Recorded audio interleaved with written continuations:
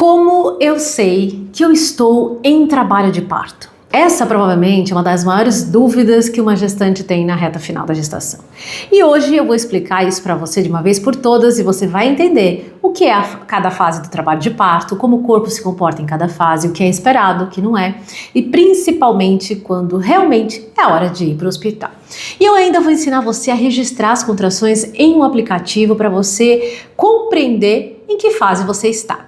Se você é gestante de primeira viagem, essa aula pode mudar completamente a forma como você vai viver a experiência do nascimento do seu bebê. Sejam muito bem-vindas ao Materclass, a escola para gestantes e mães de primeira viagem. Aqui nós transformamos a informação em segurança, porque quando uma mulher entende o que está acontecendo com o corpo dela, ela deixa de viver a gestação com medo e passa a viver com segurança e autonomia. O Materclass nasceu com um propósito muito claro: ensinar você que está vivendo a maternidade pela primeira vez a entender o que está acontecendo com o seu corpo no pré-natal, no parto, no pós-parto, com o bebê, porque a maioria das mulheres sentem muito medo do desconhecido, e com razão. Mas a partir do momento que você entende cada processo, o medo diminui, a confiança e a segurança vem. Para quem ainda não me conhece, eu sou Thaís Lima, enfermeira obstetra há mais de 15 anos, que eu acompanho mulheres durante o pré-natal, o parto, o pós-parto e os primeiros meses de vida do bebê. E depois de tantos anos dentro das salas de parto, eu descobri algo muito importante. A maioria das mulheres chega ao trabalho de parto sem entender o que realmente está acontecendo com o seu próprio corpo. E quando você não entende o processo, qualquer sensação parece perigosa. Aqui eu ensino mães de primeira viagem a cuidar de seus bebês com segurança e autonomia. Mas antes da gente cuidar de um bebê, a gente precisa entender o processo do nascimento. No tema de hoje, a gente vai falar um pouquinho sobre as fases do trabalho de parto. E se você é gestante ou pretende ter um bebê, curta esse vídeo, se inscreva no canal, mande essa mensagem para outras mães para que elas possam se sentir seguras também. Antes de entender um pouquinho sobre o trabalho de parto, vamos entender o que é a famosa DPP, data provável de parto. Ela é apenas uma estimativa para indicar quando a gestação completa 40 semanas. Mas os bebês não vão nascer exatamente neste dia. Aqui tem um fato muito curioso: apenas 6% dos bebês vão nascer quando estiverem exatamente com 40 semanas. Mas é muito importante entender que existe um cálculo de probabilidade. Então vamos entender um pouquinho os números. Antes das 37 semanas, 2,5% dos bebês vão nascer. No período de 37 a 39 semanas, cerca de 20% desses bebês irão nascer. Entre 39 e 41 semanas, cerca de 60% dos bebês irão nascer. E entre 41 e 42 semanas, cerca de 15% dos bebês. Após as 42 semanas, apenas 2,5% irão nascer.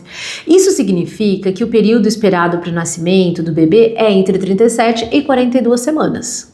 Após as 37 semanas, o bebê já não é mais considerado um prematuro, mas a maioria dos bebês irão nascer, você vai entrar em trabalho de parto, entre 39 e 41 semanas de gestação. Em uma gestação saudável, a gente não tem por que realizar nenhum tipo de intervenção. Esse bebê vai nascer quando ele estiver pronto para nascer. E isso é algo que não podemos e não devemos controlar. Deu para entender um pouquinho a estimativa sobre quando você mais ou menos pode entrar em trabalho de parto? Agora eu quero explicar um pouquinho para vocês como funciona o trabalho de parto. Durante a gestação, o corpo já começa a dar sinais. Muitas mulheres apresentam as chamadas contrações de treinamentos, as famosas Braxton Hits, que geralmente vão vir aí a partir da 37ª semana. Essas contrações, elas vêm sem dor e apenas endurecem a barriga. Já os pródromos são quando os hormônios do parto começam a circular no corpo. Geralmente após a 37ª semana, algumas mudanças podem começar a acontecer. As contrações podem vir com leveza, um desconforto no pé da barriga, elas são bem irregulares, espaçadas, bem aleatórias. Essa fase nós chamamos de pródromos. E é como se fosse um ensaio para o trabalho de parto. Eu costumo dizer que os pródromos são como um coral desafinado. Cada um canta num tempo e num tom. Não existe harmonia ainda nesse processo. O objetivo dessa fase não é dilatar, o objetivo é amadurecer o colo do útero. Por isso, quando o seu obstetra quiser ficar fazendo toque semanalmente, quando você completar 37 ou 38 semanas, você pode se recusar. Porque se você não tem sinais de trabalho de parto ativo, qual é o sentido de ganhar um toque vaginal? O toque só vai gerar estresse, ansiedade e insegurança. Porque o obstetra vai tocar, você não vai ter provavelmente nenhum tipo de dilatação e você vai pensar, poxa, meu corpo está falhando, quer dizer que tem alguma coisa errada. Não, seu corpo não está falhando, você não está errada, não faz sentido algum tocar fora de trabalho de parto. E pensa comigo, se ele toca e você tem 3 ou 4 centímetros de dilatação, você já vai imaginar que vai sentar no vaso sanitário e o bebê vai sair a qualquer hora? Isso também não acontece. É importante a gente entender que o fato de você estar com alguma dilatação ou com nenhuma dilatação fora de trabalho de parto, nada vai acontecer se você não tiver contração, se você não tiver ritmo e intensidade. É isso que traz o bebê para fora. O objetivo dos pródromos é começar a trabalhar o seu colo e não trabalhar a dilatação. É trabalhar o amadurecimento. Então deixá-lo mais macio, mais afinado, para que quando as contrações efetivas vierem, ele comece a dilatar. Mas o objetivo de pródromos não é dilatação. Essa fase ela pode durar horas, dias ou semanas. E a vida que segue, vai viver, não tem que parar a sua vida por conta de você estar dando sinais de trabalho de parto. Algo que pode acontecer com algumas mulheres, não são todas, tá? E tá tudo bem também se não acontecer com você. É você começar a ter perda do tampão mucoso. Durante esse processo, você pode começar a ter algumas perdas. Elas vão de discreta até algo mais importante. Mas você não tem que se preocupar. O tampão, ele se refaz. À medida que você vai perdendo, o corpo vai renovando aí o tampão novamente até que você entre em trabalho de parto. E ele vem com algumas características. Pode ser transparente, parece bem uma meleca. Ele pode vir discretamente, ele pode vir numa quantidade pequena, ele pode vir parecendo uma secreção, um catarro mais denso, ele pode vir com raias de sangue ou até sanguinolento. Isso é esperado. Quanto mais vermelho ele tiver, com mais raias de sangue, mais indica uma maturidade do seu colo, não indica necessariamente dilatação. E mais uma vez eu reforço, não se apegue à dilatação, porque nesse momento não é o que a gente precisa. Um pequeno detalhe é que o tampão ele pode começar a sair até 15 dias antes de você efetivamente entrar em trabalho de parto. Então, isoladamente, ele é apenas um sinal, mais um sinal. Tá? Não é algo que você tem que ficar aí desesperada, preocupada, porque vai ficar destampada. Brincadeiras à parte, mas esse é um processo fisiológico. Já na fase latente, a gente começa a perceber um comportamento diferente. Ainda não é a fase ativa, ou seja, não é o trabalho de parto oficial, mas o corpo começa a organizar um pouco mais as contrações e ela começa a ganhar um pouco mais de ritmo. Elas podem durar até uns 40 segundos e o intervalo pode ser de 5 minutos até 20 minutos cada uma. Nessa fase, você pode até ter algum tipo de dilatação, mas não é uma regra para todas as mulheres. Também não fique querendo se expor a toque vaginal para saber se você está dilatando ou não está. Nós não consideramos ainda na fase latente a fase oficial de trabalho de parto. Este momento é importante que você descanse, poupe a sua energia, se alimente, se resguarde, entre num processo mais introspecto, converse menos, medite mais, passe mais tempo num processo mais tranquilo, porque você pode a qualquer momento entrar em trabalho de parto. É interessante a gente pensar que essas contrações na fase latente, elas são muito comuns no período da noite, né? Então o sol se põe, dá 8, 9 horas, essa mulher começa a sentir cólica, contração, e ela vem mais ou menos nessa ideia do coral desafinado, só que querendo ganhar um pouco mais de força. Essas contrações são mais curtas. Nesse momento, é importante que você use alguns recursos para te ajudar no controle dessa dor. Não pegue o aplicativo, não comece a registrar, porque senão isso vai gerar ansiedade e medo. Espere, você ainda está conversando, você ainda está andando, comendo, rindo, as coisas estão fazendo sentido. Outra coisa interessante é pensar que você passa a madrugada dormindo, acordando, cochilando, e aí quando o sol nasce, 6 horas da manhã, as contrações vão embora. né? E aí você fala, gente, mas eu passei a noite em claro, eu achei que essa noite ia acontecer e não aconteceu. Isso pode vir uma noite, 2, 3, já vivi essa experiência várias vezes. Pode gerar uma angústia? Pode. Mas eu brinco que particularmente eu gosto muito quando o corpo da mulher se comporta dessa maneira, porque a gente entende o quanto esse colo está sendo trabalhado, que é exatamente o que a gente precisa neste momento, que são os hormônios da prostaglandina agindo para deixar o colo macio, fofinho, afinado, para então depois vir oficialmente a dilatação. Né? É interessante a gente pensar que existe uma razão porque as contrações vêm na madrugada. Vocês sabiam que a maior parte dos bebês num parto normal vão nascer na madrugada, ou você vai entrar em trabalho de parto na madrugada? Existe uma explicação para isso. Os hormônios do parto, como a ocitocina, como a prostaglandina, eles trabalham muito bem no breu, no escuro. Por isso que muitas salas de parto, né, as equipes humanizadas, as equipes que eu trabalho, né, as parceiras de trabalho, nós, num dado momento de trabalho de parto, deixamos a sala com uma luz muito baixa, muito mínima, às vezes uma luz de cromoterapia, usando às vezes até a lanterna do celular para deixar o ambiente mesmo muito acolhedor, criar uma atmosfera e permitir que as contrações trabalhem de forma mais efetiva. Lembrando que na fase latente você ainda consegue se alimentar, você consegue falar, né? E como eu falei, esse momento é o momento de você descansar, tirar o pé e esquecer o mundo lá fora e se resguardar, porque pode ser que nas próximas horas você entre em trabalho de parto. Falando um pouquinho sobre a fase ativa, essa sim é a fase oficial do trabalho de parto, tá? Agora o coral está completamente afinado, todo mundo perfeitamente alinhado, as contrações têm ritmo e intensidade. Elas vão durar mais de 40 segundos, até 1 minuto, 1 minuto e meio, a sua barriga vai endurecer completamente, você vai sentir cólica, endurecimento da barriga e a dor lombar. É uma tríade praticamente. E você não vai conseguir conversar, você não vai conseguir comer, você não vai conseguir andar durante as contrações. Você vai notar uma diferença muito grande no comportamento tanto do seu corpo como o comportamento emocional. Quem estiver junto com você, a equipe, o seu acompanhante, seu esposo, sua doula, enfermeira, vão notar, né, porque é o momento que a gente chega, é na hora da fase ativa, a equipe toda vai notar a diferença de comportamento da mulher que está na fase ativa para as fases anteriores. Essas contrações, elas vão vir a cada 3 minutos, mas é uma média, pode ser 2 minutos e meio, pode ser 3 minutos e 10, 3 minutos e meio, né, mas a média vai ser a cada 3 minutos, cada contração dura acima de 40 segundos, vai durar até 1 minuto, 1 minuto e meio, mais ou menos, uma média, e você vai estar desse modo que eu falei, um comportamento diferente. Vamos entender um pouquinho como é que a gente faz para registrar as contrações.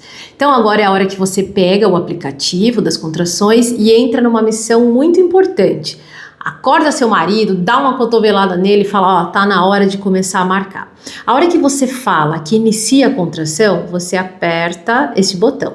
Isso aqui, gente, é um cronômetro, tá? Esse aplicativo chama My Contractions. Por que eu gosto desse aplicativo? Ele é simples, prático, faz a função que precisa e não fica falando ou dizendo mensagens como, por exemplo, você está em trabalho de parto, vá para o hospital.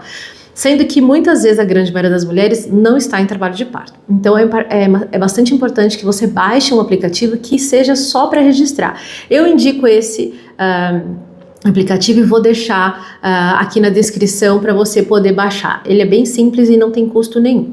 Então a contração vai vir, ela vem devagar, bem fraca, sobe, faz lá a sua força, vem uma contração forte e aí ela começa a perder força de novo até que ela passe. A hora que ela falar passou a contração, não é a hora que está enfraquecendo, tá? Porque isso é importante.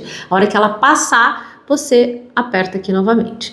Aqui ele vai abrir uma caixa, né? Ele vai abrir uma caixa de informações. É muito suave, média, forte, é muito forte. E aí você vai registrar aquilo que você está sentindo. Então, no caso aqui, a gente vai colocar, ela é muito forte, né? E assim você vai fazendo o registro por 1 hora, tá? A hora que vem a contração de novo, fala pro marido, o marido vai lá, aperta. Vem bem fraquinho, começa, ela vai, ganha força, faz muito forte, aí ela diminui até que ela passe. Aí passou, você aperta de novo, aí essa aqui ela foi muito forte. E assim a gente vai registrando. Aqui vai ficar registrado, né, a intensidade, o intervalo quanto que cada contração está durando. Então esse aplicativo aqui ele é muito legal, ele é simples, básico, e aí você faz esse registro por um período de 1 hora. Tá? Registrou, vamos supor que foi à meia-noite até 1 hora da manhã. Você identificou que as contrações têm ritmo e intensidade. Então, mais ou menos a cada 3 minutos vem uma contração. Cada contração vai durar aí 40, 60 segundos, né? Às vezes um pouquinho mais. Você tem dor na barriga completa, então vem a contração inteira, endurece toda a sua barriga, você sente cólica e sente dor lombar. Então, todos esses sinais estão nos mostrando que você está na fase ativa do trabalho de parto. Se você tem equipe, aciona a sua equipe. Óbvio que nesse inteirinho você já pode ir conversando com a sua doula, com a sua enfermeira, com a sua médica. Gente, comecei a registrar as contrações, está acontecendo isso, estou sentindo isso. E a equipe vai conversando ali pelo grupo, né? Geralmente as equipes de parto têm um grupo com a família e a gente vai se comunicando nesse grupo até o momento oportuno de ir e fazer a avaliação. Se você não tem uma equipe de parto, então neste período seria importante que você fosse até o hospital.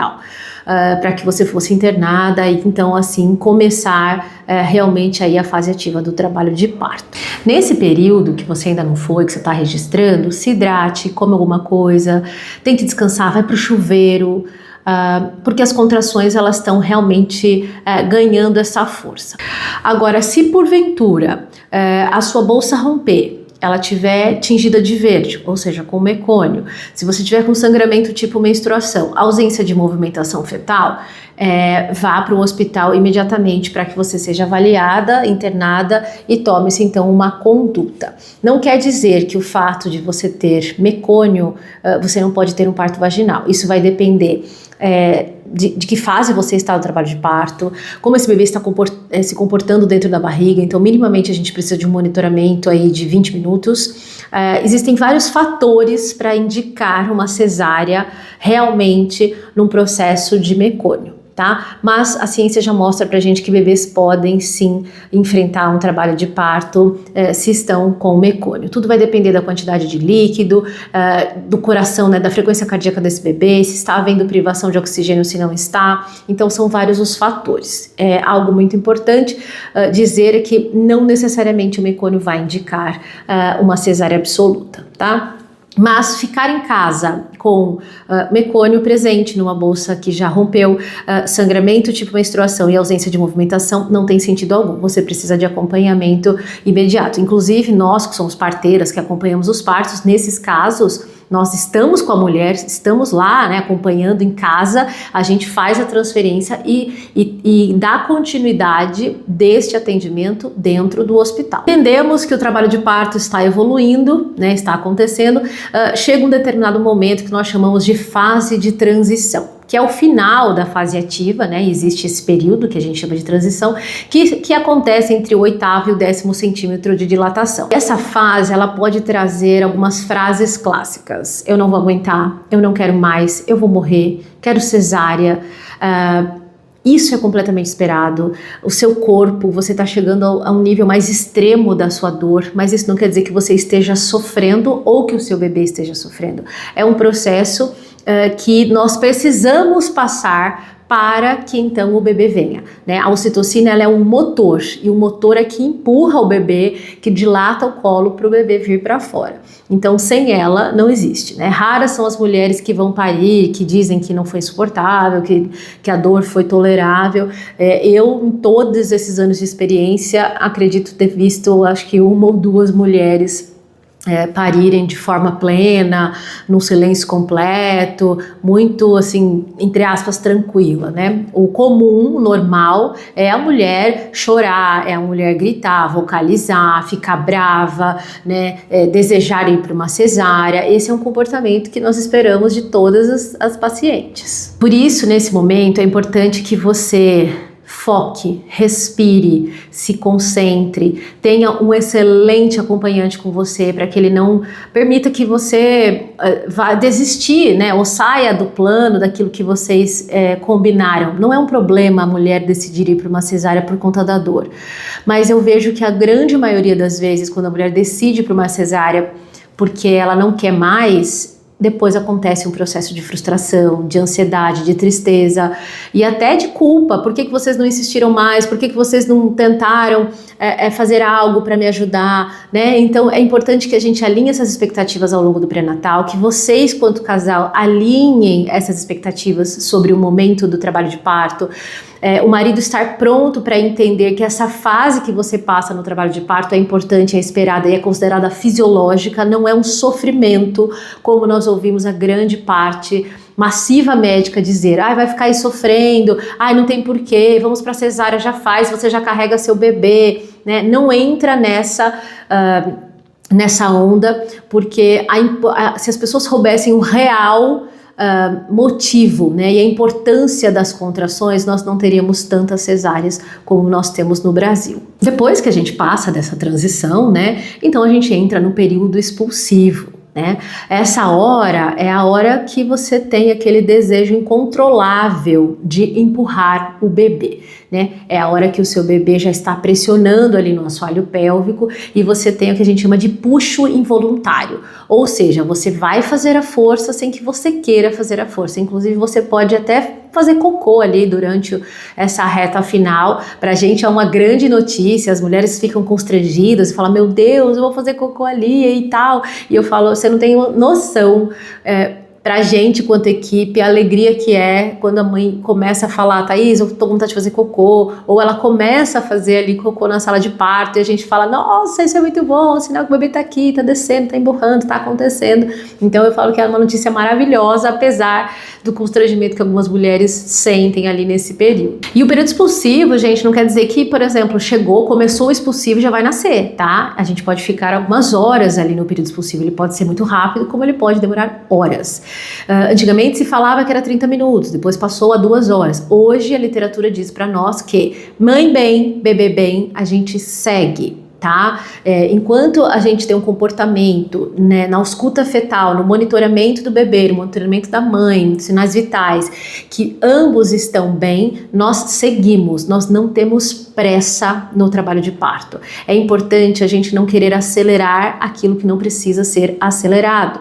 Respeitar a fisiologia do corpo da mãe, o processo de nascimento do bebê é importante não só por um respeito, por uma humanização, mas por segurança. Porque quando a gente quer acelerar, rompendo a bolsa, colocando ocitocina, sem realmente ter uma indicação, a gente expõe esse bebê a sofrimento fetal, a riscos, né, de bradicardia e também a riscos de ruptura uterina ou qualquer outra situação adversa para a mãe.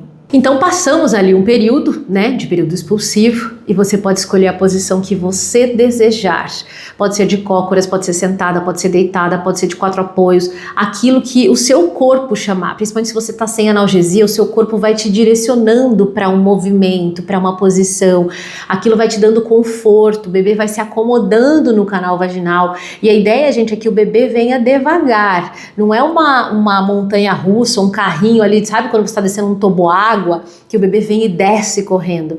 Isso não é algo que a gente também idealiza, até porque aumenta a chance de risco de laceração. Claro que para a mulher ela sente grande ardência nesse momento que a gente chama que é o círculo de fogo, e as mulheres querem que a gente puxe o bebê, que tire o bebê ali, mas esse é um momento muito importante, que a vagina ela é um músculo, e à medida que o bebê vai descendo, ele vai colocando a cabecinha ali, ele vai se acomodando, essa musculatura vai relaxando, e aí quanto mais a gente não apressa e respeita essa fisiologia, principalmente se essa mulher está sem o efeito da analgesia, se ela está, né, num processo totalmente autônomo ali, onde ela tem total controle do corpo e do parto, a gente não fala nada, a gente fica em completo e absoluto silêncio, apenas assistindo, conduzindo, monitorando, garantindo que esse bebê esteja bem e que essa mãe também esteja bem, tá? Então, neste momento, a gente silencia.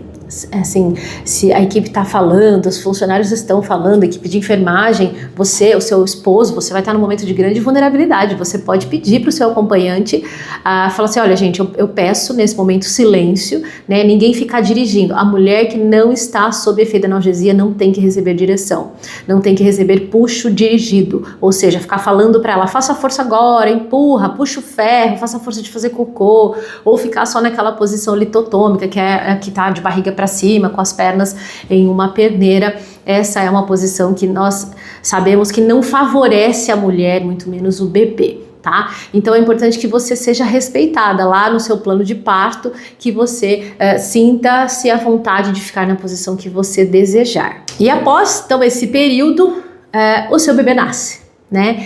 E aquele momento, meu Deus do céu, eu falo que a gente não pode romantizar, mas é um momento incrível, um encontro onde a mãe renasce, o bebê nasce, e esse bebê vem, né, estando bem. A maioria dos bebês vai nascer bem. Esse bebê vir diretamente para o seu colo, em contato pele a pele, para que ele conheça você, né, oficialmente, primeiramente aqui do lado de fora, para que você fale com o seu bebê, e aí você entra num estado muito profundo de euforia, de alegria, de choro, de confusão de sentimentos, né? É um momento que todos nós ficamos ocitocinados. Então esse momento é um momento que dá tremedeira, a mãe fica com as pernas trêmulas, ela começa, parece que dá até, ela fala, Thaisa, parece que eu tô com uma crise de ansiedade. Eu digo, não, está tudo bem, você tá num momento assim muito importante, intenso, por isso que quando você sabe disso antecipadamente, você cria um processo que a gente chama de previsibilidade. E quando você tem essa previsibilidade, isso gera mais segurança em você. Então, nesse momento, você tem que ficar com o seu bebê 1 hora no colo sem que as pessoas toquem, sem que elas tirem o seu bebê do seu colo. O bebê só vai para o berço se houver uma indicação, uma real necessidade de avaliação. Senão, esse bebê ele é observado pelo pediatra que vai estar na sala de parto, e aí ele ouve ali esse bebê chorar, tossir, corar, né? Alguns podem pegar um esteto e no colo da mãe fazer ali uma ausculta, tocar no cordão para ver como é que tá esse batimento, mas em tese esse bebê fica ali. E depois de 1 hora, esse bebê então vai para o berço, vai ser pesado, vai fazer aí todas as medidas que são necessárias. Mas nesse momento que o bebê nasce, o parto ainda não acabou, tá? O trabalho de parto já oficialmente acabou, mas a gente tem a saída, né? Ou seja, a dectação da placenta. Você vai passar por um processo ali no primeiro minuto de vida, receber uma injeção no músculo da coxa, né? Que é a ocitocina, e a ocitocina ela vem com o objetivo de manter o seu útero contraído, tá? Para evitar uma hemorragia pós-parto. Então você vai sangrar, o seu útero já está trabalhando em seu favor, mas a gente faz essa ocitocina como se fosse um double check, uma segurança a mais para que você tenha um sangramento menor, né? Mas nesse período o bebê tá ali com você, contato pele a pele, vocês estão desfrutando desse momento, tentando entender toda essa adrenalina muito grande, e aí a gente vai ali muitas vezes palpar o útero, entender como que esse útero está se comportando, se ele está contraído, e esperando ali, fazendo, né, o protocolo, o manejo que a gente faz para a saída, a dectação da placenta. Aí sim, oficialmente, o parto acabou. E aí tem um pequeno detalhe, né? Tá, mas ok, você disse lá atrás se a bolsa romper, mas e se a minha bolsa não romper, né? Então é importante a gente entender que se a bolsa não romper, ou ela vai... muitas mulheres acreditam que a bolsa vai romper antes do trabalho de parto acontecer, e é isso que todo mundo espera, mas eu vou dizer que não, mas eu vou gravar uma outra aula para falar sobre isso. Em tese, a sua bolsa ela vai romper ao longo do trabalho de parto. Se isso não acontecer, então ela vai romper no final do trabalho de parto. Mas também pode não acontecer. E se não acontecer o rompimento, você não tem que ser submetida a uma ruptura de bolsa. Ou seja, a equipe lá fala, tem que furar a bolsa para o bebê nascer. Não, não é uma obrigatoriedade mais. Romper bolsa para ver cor de líquido, romper bolsa para beber, descer e encaixar. Hoje é muito raro indicarmos o rompimento artificial da bolsa. Em tese, a literatura traz pra gente que quanto mais a gente não mexer, né, quanto mais a gente deixar o corpo da mulher trabalhar sozinho, mais seguro é para a mãe e para esse bebê. Evitar essas intervenções que na sua massiva maioria são desnecessárias. Mas e se não romper? Se não romper, o bebê vai nascer empelicado, que é um processo lindo, maravilhoso. Recentemente eu tive uma experiência de uma paciente, um parto domiciliar planejado, que nasceu empelicado, uma experiência linda. É muito incrível a gente poder participar desse momento que é o bebê dentro da bolsa, né? E a gente respeitar esse período tanto para o bebê como para a mãe. Então não se preocupe caso a sua bolsa não romper em nenhum desses momentos, o seu bebê vai nascer empelicado e é praticamente como ganhar na Mega Sena. Um outro ponto importante é a gente entender sobre o exame de toque. tá? O exame de toque, ele só deve ser feito quando há uma indicação. Não existe uma necessidade de toque de rotina, nem fora de trabalho de parto, e durante o trabalho de parto a gente não toca de 1 em 1 hora, como se fazia antigamente. Eu sou dessa época. Hoje, minimamente, nós esperamos 4 horas para fazer um próximo toque, uma próxima avaliação, para entender como está o comportamento desse corpo. Em acompanhamentos de partos domiciliares planejados, muitas vezes nós chegamos na casa da mulher, né, da família, a gente avalia essa mulher e identifica que ela está em fase ativa do trabalho de parto e muitas vezes não tem nenhum exame de toque. Esse bebê nasce, nós passamos horas nesse trabalho de parto e nós não realizamos toque vaginal. Então a gente precisa de uma excelente indicação para isso. Existem diversas formas para mostrar para a gente que esse bebê está descendo, que ele está rodando, que esse colo está dilatando, a própria avaliação física, outros sinais que nós conseguimos identificar que esse bebê está vindo, né, que está acontecendo, que está dilatando. Claro que dentro desse período de 4 horas, então tá tudo bem você ser submetida a um toque vaginal num trabalho de parto hospitalar. Não é considerado violência obstétrica, é um ato seguro, mas não precisa ser feito como era feito antigamente, de hora em hora, só gerava estresse, ansiedade. A gente entendeu que cada mulher tem um perfil e um comportamento. Algumas mulheres vão dilatar 4 centímetros em 1 hora, em contrapartida, algumas mulheres vão dilatar 1 centímetro em 4 horas, né? Então a gente não faz sistema de comparação, a gente trabalha com o processo de individualidade. E aqui eu vou deixar dica das parteiras, se possível, tenha uma equipe, tenha uma doula, tá? Monte o seu plano de parto, prepare-se para o pós-parto.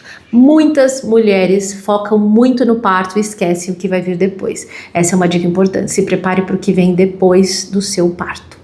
Bom, para a gente entender aqui, hoje você aprendeu a reconhecer os pródromos, a fase latente, a fase ativa, quando ir para o hospital, registrar as contrações. Se essa aula te ajudou, curta, comenta, compartilha, se inscreva aqui no meu canal para que você possa receber mais conteúdos como esse. E eu vou deixar aqui um lembrete para você, toda segunda tem Materclass no YouTube, toda quinta tem live lá no meu Instagram e todos os dias eu tenho conteúdos práticos nas redes sociais para te ajudar a viver uma maternidade mais leve e mais segura. Obrigada por você que ficou até aqui e eu te encontro na semana que vem no Materclass. Até mais!